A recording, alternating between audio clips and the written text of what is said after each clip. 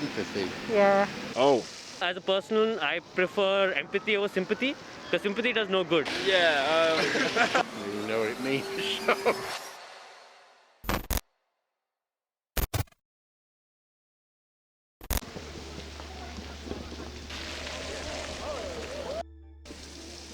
Empathy.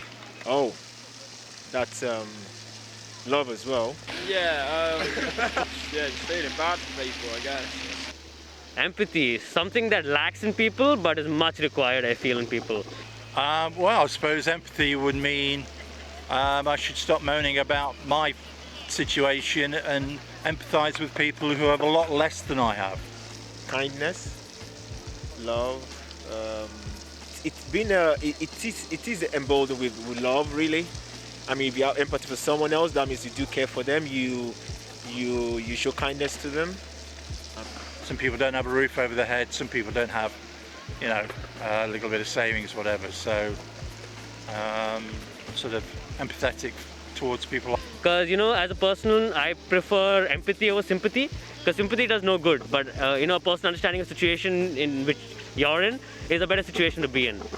Like, I would rather comfort a person saying, it's okay, it can get better, don't worry about it. I can, probably don't understand exactly what you're going through, but I can be here for you than say, oh, it's bad what happened to you.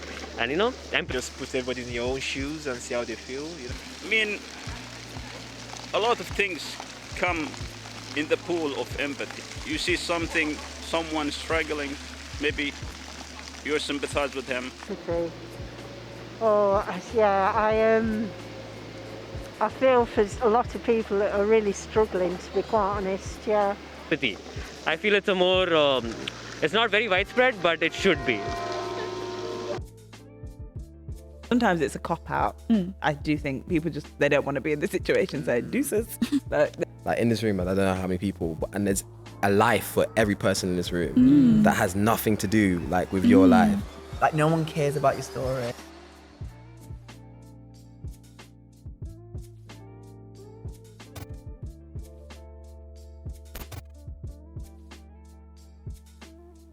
You only ever experience life through your lens, and then it's very strange to think that in your life you're the main character, everybody else is side characters. In their life you're just a side character. They're a main character. There's so much, there's a whole life going on. In this room, I don't know how many people, and there's a life for every person in this room that has nothing to do with your life. And it seems so strange because to me, I walk out this room, I see nobody else exists in my life at the moment. But yet, realistically, no, there's I don't know, billions of lives going on at the same time, each with their own storyline, and you're just a small part of someone else's storyline. And then having the perspective that, no, you're not this, not everything revolves around you, something like Darren was saying, instead of snapping, oh, they've ruined my day or they've ruined my mood or whatever. Yeah, what about them and their story? The first, changing it from, okay, what have they done to me to, oh, let me see let me care about them first before I care about myself. Yeah, but I think that ties back into what we were saying earlier with the love and how we experience people offending us, and we feel oh, how could I ever offer them kindness or love when they've offended me? But again, it's the perspective that you're a small drop kind of in just life in general, and you're called to do something as basic as well. It's not basic, but the baseline is forgiveness and love and kindness. And it sounds all great, but but realistically, it's because you have to have the perspective of almost care for others before thinking about yourself, which is very hard because you're living your own life, and to you, everybody else is a side character. But realistically, that's not the case. Everyone has their own struggles, everyone has their own story. Yeah. Everyone has something they're going through, something's on their mind right now. It's so deep as well. I'd sat here thinking whoa. Yeah. Everyone's got something going on. And I thought, yes, when conflicts happen, when you crash into someone else's car, or they crash into your car, or they bump into you by accident, this is actually in the context of it. It could be okay. Does that make sense? It's quite humbling in a way. Yeah. It's very strange to think about, but it does put things into perspective. Oh. The world. You're not the only main character. Yeah. there are billions of main characters living their own individual stories. Yeah, just give them a bit of slack today. They may be going through a bad day. Yeah, literally. Just be chilling. Or choosing where to put that energy then. Like say, okay, so you can either get offended and then your whole day is ruined, or you can choose to be like, okay, cool, I'll just let that one slide. And then you'll naturally like, you'll be like, okay, that was nothing. I can just continue with my day. Yeah. So it's almost choosing between ruining your day or ruining your mood or allowing that to take control of you, or just saying, okay, how will I react to this? Let me just, It gives you, and I think, do you know when people come to you with problems, I think being empathetic is a greater way of helping somebody than most other emotions, because you're able to see it from their perspective. You're able to almost delve into their main story and be the main character and kind of understand where they're coming from and how they've seen it, but then able to then step outside and offer a perspective that they might not have seen before, because you're a side character in their main story, which I think is quite interesting. And I think that's why empathy should be exercised more often, because a lot of people don't see into the story of somebody else.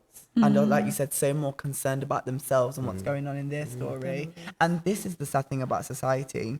There isn't much time for empathy, because empathy takes time, and I think it's quite emotionally draining. And we live in such a high-paced, fast-paced society. There's not much time to empathise. Like, sometimes it blows my mind how, do you know, when like somebody dies, your whole world stops, but everyone else's continues. Like, it's almost, I see like a vision of like me being like in the middle of London, just like crouching down crying, and everyone's just bumping and walking past me. That's how I see it. Like, no one cares about your story. Everyone's just doing their own thing, and you're just there. And all it takes is that one person to crouch down with you And say, hey. and just see it from a different perspective. Yeah. I think that's just so important. Making the time as well. Yeah. Like, and understanding the importance of it as well. I think a lot of the time we can disregard other people's problems, and it sounds horrible, but especially when they don't seem as big, they seem trivial compared to yours. It's so hard to empathise, because you kind of look at it like, well, this is nothing, just do that, or do this, this and this, or it's not even a problem. But if you put yourself in another person's shoes, what's minute to you is a mountain to them. And I think it's getting into that mindset. The world would be so much more of a better place if people were to do that or be like that. So what do you think during this pandemic then? Do you think people have been sympathetic, or do you think they've been empathetic with people? What sort of situation do you think we're currently in? I think a bit of both. I think a bit of both. I think what COVID-19 has done to the world is put it on pause, which has allowed people time. And I think that it's amazing, but that's why like certain families have fallen out, because they've had time, like to be around each other and see each other from people's different perspectives, and they've actually not agreed with it. Do you know what I mean?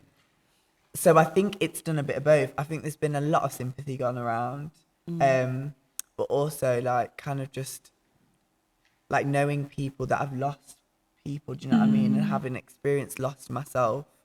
And what's even worse is like empathizing with people in the sense of, I know I've lost someone and how hard that was for me. You've lost someone and you weren't able to see them because they were dying in the hospital alone. That's awful. And I think that really hit me. I was just like, oh my gosh, like not having the ability to be even able to say goodbye, or to say goodbye to your most loved one.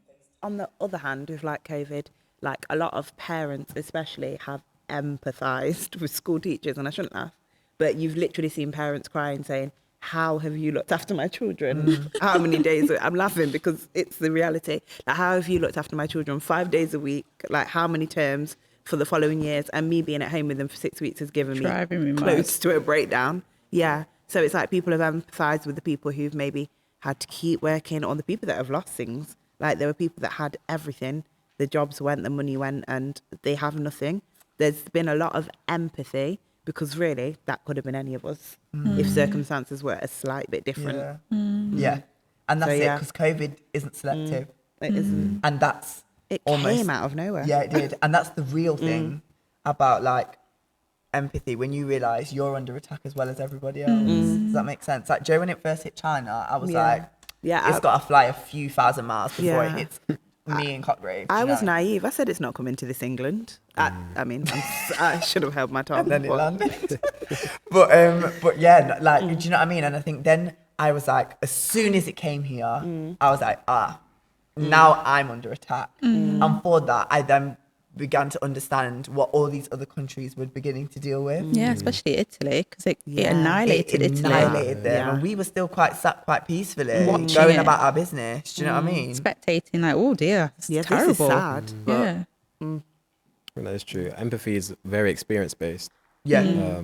So I think that's what, like we're saying, you can only really empathize in the pure sense of the word when you've experienced the same thing someone else has gone through. And with COVID, everyone in the world has been put in the same experience, and you can see how that experience can lead to deaths, to loss of family, to Separation. like just you can understand so much more people's stories because you're literally maybe a few steps away from where they're at the moment. Or like there's a baseline of okay, we're all set at home, we're all experiencing the same thing right now. There's a number of different outcomes, but it's not, as you're saying, it's not selective. So you can empathize with the fact that this is a collective experience. Everyone's going through the same thing, and I think again with the time, you've had so much time to sit with things now because there's all the distractions. Everything, everyday life is like it's almost like pushed it all the way. It's just like we're just at home with yourselves, with your family, and that time to think about everything enables us to be more sympathetic, more empathetic, to really connect with like different issues around the world, to not just say, oh yeah, that's far away kind of thing. Even, okay, I guess with the social injustices and the racial injustices, it's happened in America.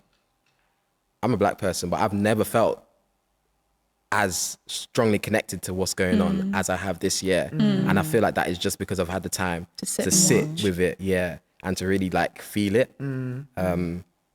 Even though the experience is different, but surely I should have the same empathy as somebody who's same color as I am, just living in another area. But until you've had the time, like you're saying, to sit with that, to really understand their experience, is when you start to feel for them, and then you can move out of that. It doesn't really affect me.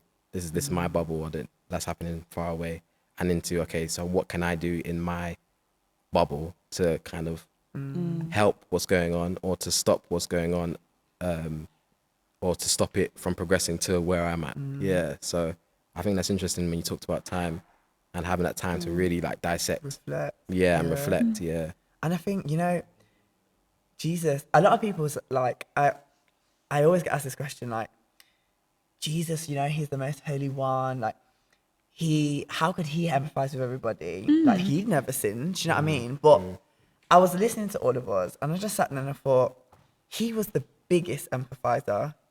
He has had to sit there and watch this world live out the madness it has, knowing that we are his children. Like, do you know what I mean? And sometimes I watch programs where like adults outlive their children unfortunately have passed away, and I'm like, oh my, and God is seeing that every day. And then he had to go and send his son to burden all of that and die so that we could get a second chance again. Like, if that's not empathy, because man carried the sins, it's not like we talk about getting into a mind frame and beginning to understand through experience. He was the experience. Like, he took all of our experiences, past, present, and future, died for them all so that we could get a second chance again. I think the whole reason he had to come down as a human was because of that. People just say, well, he came down as a God. Of course he's going to do what he did. But I think the whole point was he came to experience our life, our temptations, and then still kind of overcome that, and then take on sin, like you're saying, in the end. Imagine he didn't sin, and then at the end he says, okay, I have to now become sin so that everyone who has sinned has a way. And again, it's that experience. He was here. He was a human. He experienced how life, the way we experience it, and he was able to do it his way. And now that's an example for us to go and do that his way as well. It's a lot. We we speak about love, like I heard what you said, Jill, and I was like, do you know what's mad? I couldn't do it because I'm not at that place where I love everybody yet. And he had to do it for some of the worst people this earth has ever seen. Like, he had to empathize with them. Like, if you asked me to get into the shoes of a murderer or a rapist and empathize with them, like, I would struggle. But he had to do that and still die for them and still take on their sin. I just think that is absolutely incredible. Like, and if that's not love, like, I don't know what it is. I don't know what it is. It's one next level piece of love, let me tell you. I think it's important to know that is the next level. Like, that's not something that you can just wake up and say, yeah, I'm going to be just like him. I'm going to love everyone. I'm going to forgive as soon as I can hold those jealousy, as soon as I feel it, or I can empathize with everyone. That's not a natural thing to do unless, again, like we're talking about the source, you're getting that from him. You've been taught that. You've been taught that love. You've been taught that empathy from the one who is love, from the one who is experiencing that and showing that to us. And then you're able to show that to others. So again, I think how we see God again is very important, because if we just see him as someone who's coming to judge us or tell us what to do. Yeah, that's then what we teach other people. Whereas if you experience that properly, you allow him to teach you what love is, what empathy is, and then we can go and be that to other people. But I think that is another level. I think you need almost the fruits of the Spirit, the Holy Spirit, to help you to do that every day. Otherwise, it's not natural for us, to do that. Yeah.